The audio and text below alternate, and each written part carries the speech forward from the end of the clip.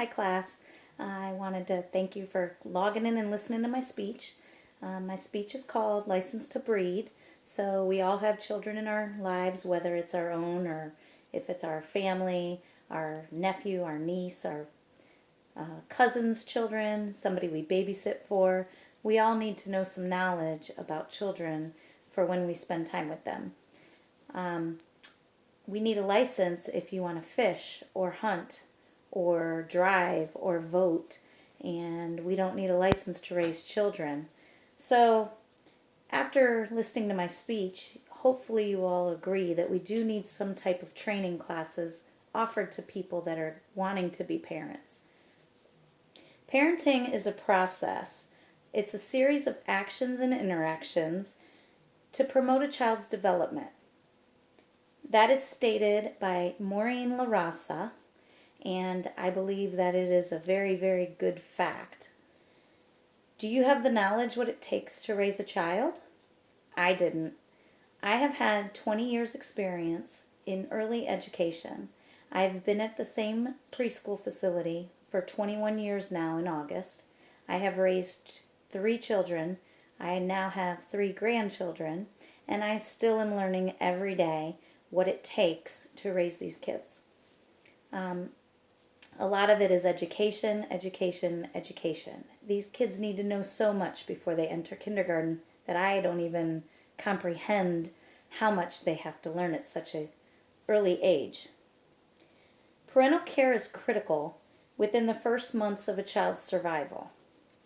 According to the NICHD, which is the Eunice Kennedy Shriver National Institute of Child Human Development and Health, close physical contact with the mother regulates an infant's hormone levels. Also, sleep patterns, eating patterns, heart rate, and even their tone. The first 5 years are critical in a child's life for the early learning stages of the development. These stages are cognitive, emotional, social, fine motor, and gross motor skills, as well as learning how to socialize with children, sharing, saying their first words, learning different sounds, having that teacher-child, parent-child interaction. They don't get it. They need it. Millions of neural pathways are readily forming and connecting to a child's brain. These connections will support children throughout their lives, and this is according to Ika Boney. Ika Boney is an author of one of the books I had on my research, and it was very interesting on the scientific explanations he had on how the children's brain is like a sponge when it's small. The first 5 years of life is they're geared to learning, so they remember a lot more. You could teach them a foreign language. You could teach them anything. They soak it in like a sponge. The role of a parent, it's just not being a cool mom or dad. It's a serious and important job. Not only do you have to nurture and protect, you have to teach them values, morals. You have to provide a safe and loving environment. You have to teach them how to tie their shoe, how to ride their bike, how to share with their friends, how to, survive in our society. And as a parent, you also deal with tons of questions, constant questions. Is my home safe? Are my cabinets locked? Is medicine kept out of the reach of children? Are my toxic supplies up? What doctor should I use? What school? What preschool? What college? What kind of car should be safe enough for them? What curfew is it? Am I going to be different? Are my children going to think that I'm too strict? Am I going to be too easy? We never stop asking ourselves questions, and we never stop wondering or worrying about our children until we end our lives. Parenting is not only demanding, it's challenging. You have to come up with rules. You have to enforce punishments. You have to teach consequences. You have to do all this and be a problem solver. Maybe they had a rough day at school. Maybe they're fighting with their girlfriend or their boyfriend. Maybe they're fighting with their best friend. They're crying. You need to take all this information in, and you also need to be a shoulder to lean on. You need to be an ear to listen. You need to be their mom, their dad, their friend. The lessons that you teach them will build character and teach them how to take responsibility for their own actions. A lot of kids nowadays, they don't have any fear of consequence and they don't take responsibility for their actions. Maybe somebody didn't teach them, but all my kids, personally, they take responsibility. It might be tough love sometimes, but they need to know that we're here for them, but we always want them to do on their own, learn from their mistakes. It only builds them to be stronger in the future when they're older. A lot of kids benefit more from hands-on and teachable moments. A lot of time at my job, I go into classrooms and I'll be on the playground with them and there's a teachable moment. A fire truck will zoom by on the playground and all the kids run to the fence.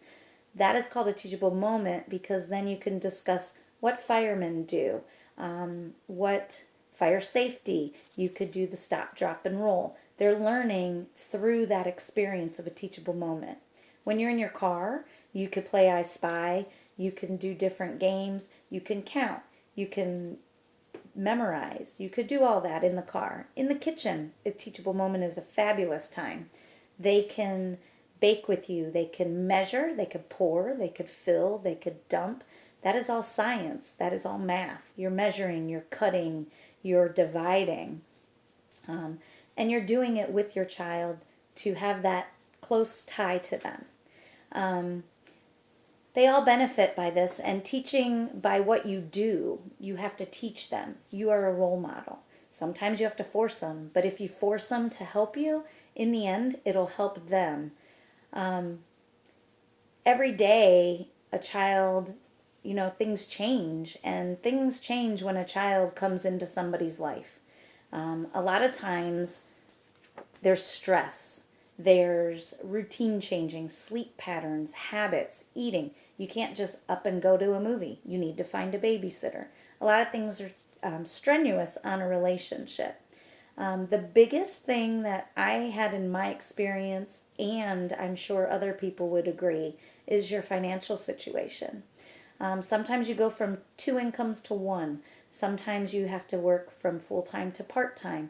Sometimes you have to have one person be home with them throughout the day and one working night so you don't ever see each other. When you want to spend time together, you have to figure out, I need a babysitter. That costs money. The cost of diapers, the cost of clothes, the cost of formula, the cost of wipes, the cost of childcare. We charge $214 per week for an infant. So you have to budget all this in. If you can't afford it, then one of you must stay home. That causes a lot of stress. According to the U.S. Agriculture, the cost of raising a child is $245,340 to $304,480 today from birth to 18 years old. Now, we all know that this cost doesn't even include the extras. What if they want to do karate, Pop Warner, softball, baseball, cheerleading, college, the books, all that? It's not included in this cost. So raising children is very, very financially stressed.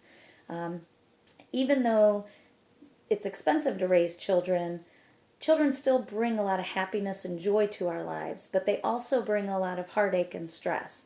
There's negative and positive feelings in a family structure that everybody has to build character with. Developing a family support system is partly is a good branch of the family to help when there's negative emotions. Maybe you and your daughter are fighting. I know me and my daughter had many rounds of arguing. Somebody else in my family had to step in. Maybe you could write a letter to each other. That's another way, so you have those negative feelings going away. Talk to a friend, talk to a grandparent, talk to an aunt.